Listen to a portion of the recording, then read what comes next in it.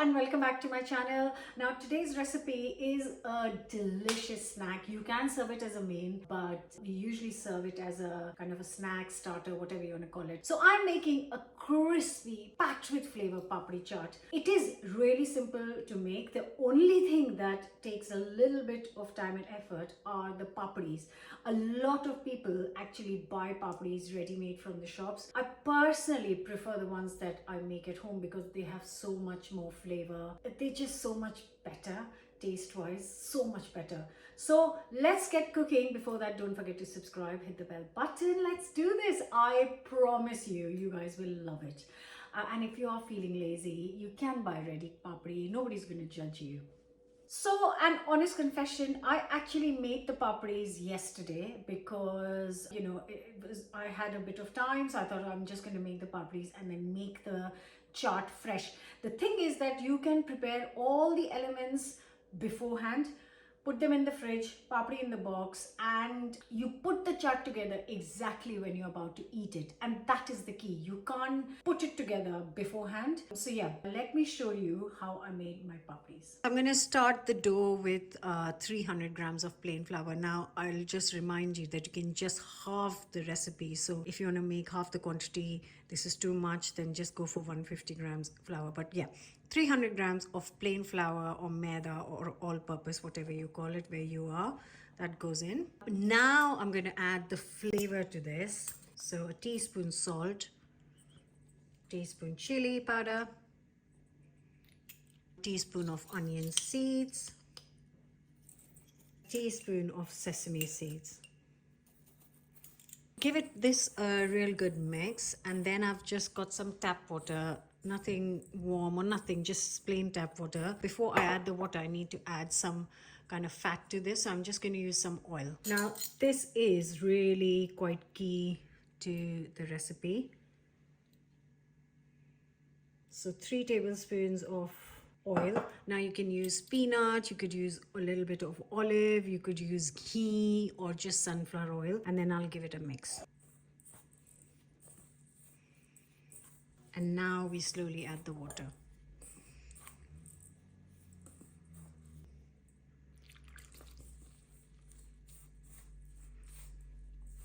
I have got a total of 200 ml here, but I don't think I need that much. Now I'm gonna knead it for a few seconds, and the key is to let it rest, which is really important. So yeah, just use a little bit less than 200.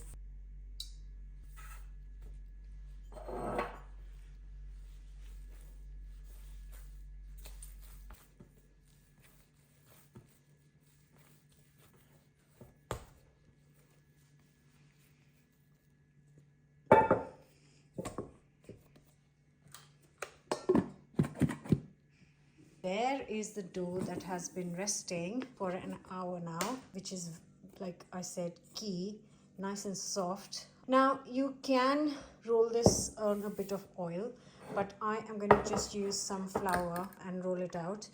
And when it comes to shape, you can do whatever you like. You could roll it into circles, you could use a cutter. Because I'm doing it for papdi chaat, I'm just gonna randomly roll and cut into thin strips. Rolling into strips is, I find, kind of the easiest way to do it. So you could take one portion of this, right, and then just gonna make it into 3 portions.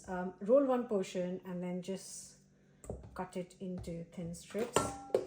And while you're rolling one portion, make sure the rest of the dough is covered, and then you just roll it out. The only thing you're looking for is nice thin pastry, and that's it.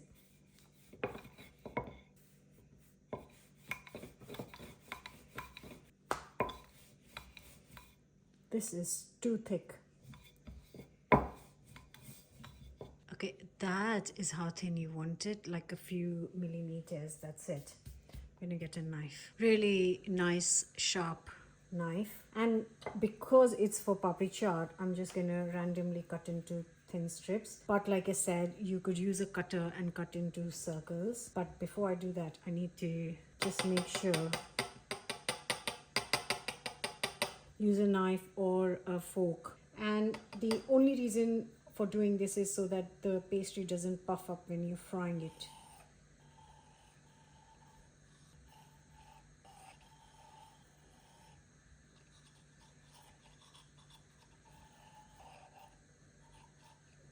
The only reason it kind of snags is because of the seeds in the dough, and the sun is playing tricks on us today. Right, just gonna transfer it to a plate and then take it to the hot oil.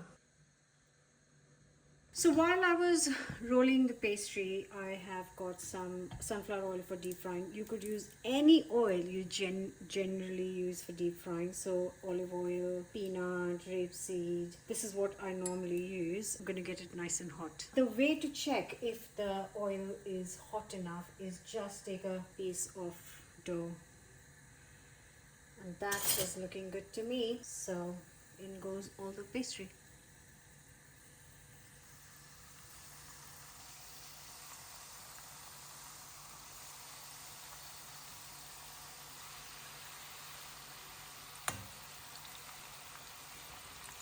So this is one portion of the dough. I'm guessing it's going to take me around 6 to 7 lots to fry. And while this is frying, I'm not going to waste time. I'm going to leave this on medium heat, not high, not very low, just between medium and low. This is going to take around 5 minutes to cook. You don't want to rush this, you want to crisp it up.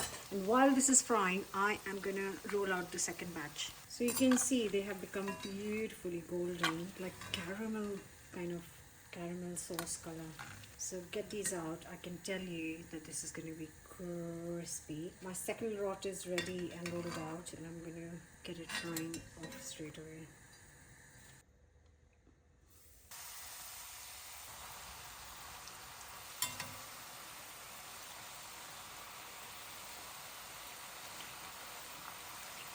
So that takes, like I said, around 5 minutes to cook the whole lot. This is my last lot of rolled ones, and this is what I have already fried. So yeah, if you can get your family involved, that's quite nice to get a helping hand. Otherwise, put some nice music on and then roll these papris because they are worth it, absolutely worth it. So I would like to say that this is for a lot of people, but actually they are very nourish and very delicious. So as a snack around 8 people, and if you are going to make it as your main dinner dish, then good for 4 people. And whatever is left, if there is any left, if you let it cool down, put it in a airtight container, this will last for 3 to 4 weeks, and you can have it as a snack with your tea. So good.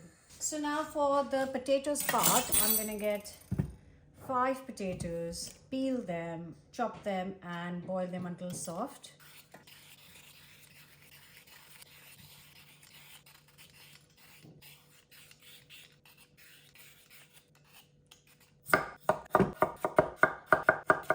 So I always cook potatoes in just tap water, bring it to a boil, and then it takes around 4 to 5 minutes to get this nice and soft. Potatoes are almost done. For the last 2 minutes, I am going to add a tin of chickpeas to this. Just drained it, and then just going to add the chickpeas so the chickpeas can warm up as well. I'll tell you why I'm doing this in a minute. But basically, yeah, last 2 minutes, and then just going to turn it high and then let the chickpeas warm up. And then I'm going to drain this. Potatoes are almost there, almost. Yep, that's it. It's nicely done.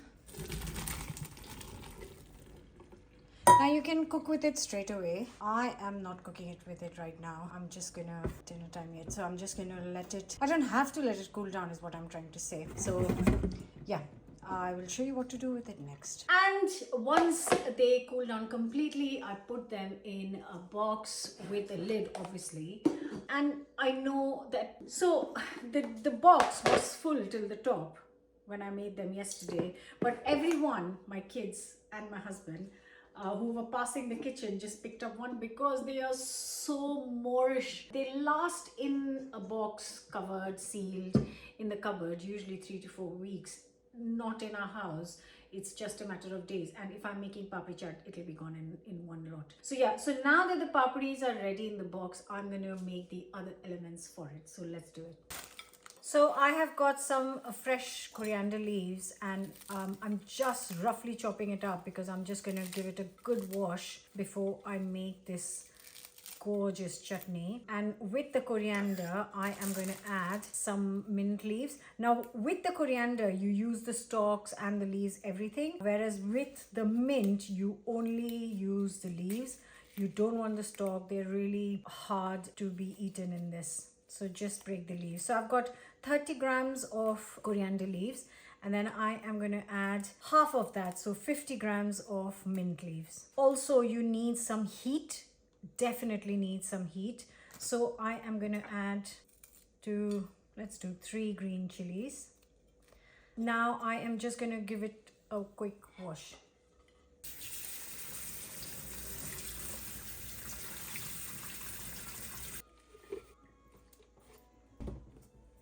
Next, we need 1 teaspoon of salt, 1 teaspoon of sugar, any sugar of your choice. And then last thing is juice of half a lemon, not the seeds, preferably. And now blitz it. And here it is. Don't be tempted to add more water because you don't need this. Oh my God, that's lovely.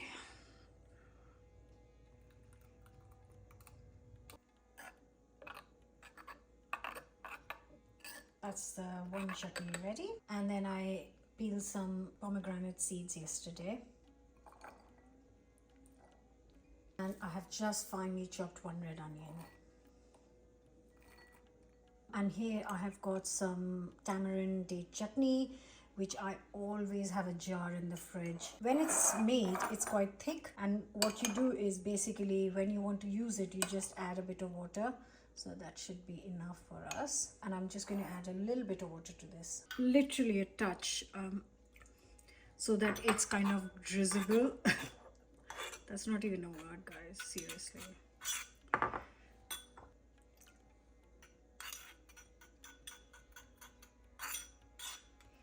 You can find the recipe of this on the channel. So that's our chutney done.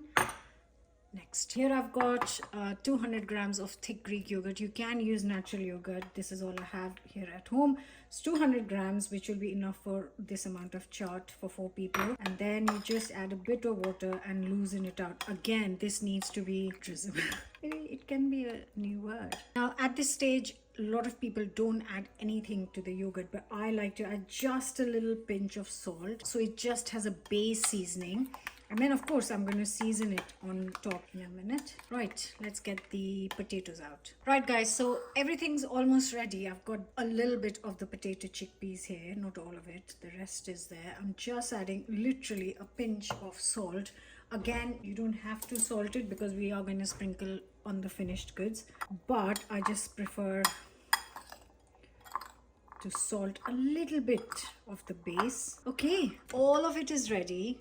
One thing is missing actually. Wait, here it is, some save. Now these are basically gram flour noodles. Now gram flour is chickpea flour, which you can make these at home. Actually, I have shared a video of how to make these at home, but these are shop bought because you can buy them easily in the shops. So that is it. Now we are, look at that. Isn't it so cheerful and gorgeous? Only thing missing is papdis.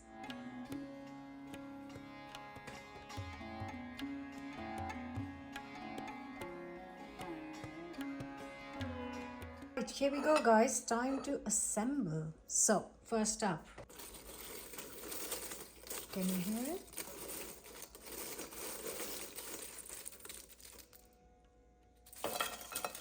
Now that should be enough for 1 person. Next up, potatoes.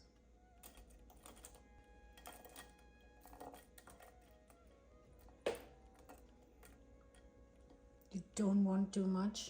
I know some people like to overload it with potatoes and then it becomes just too heavy. It loses the charm of the light chaat.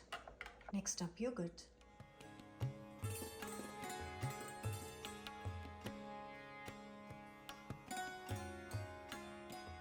Can you go for some coriander chutney?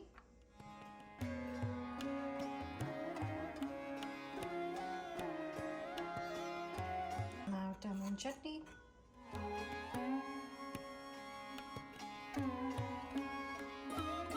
A little bit of onion, sprinkle of salt, chili powder, some chaat masala. Now some save and some cooked pomegranate.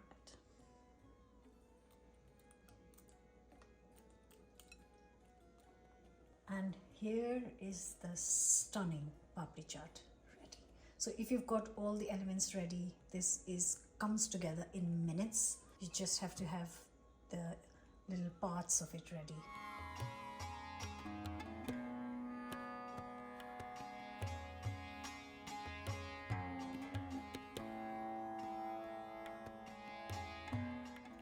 Right.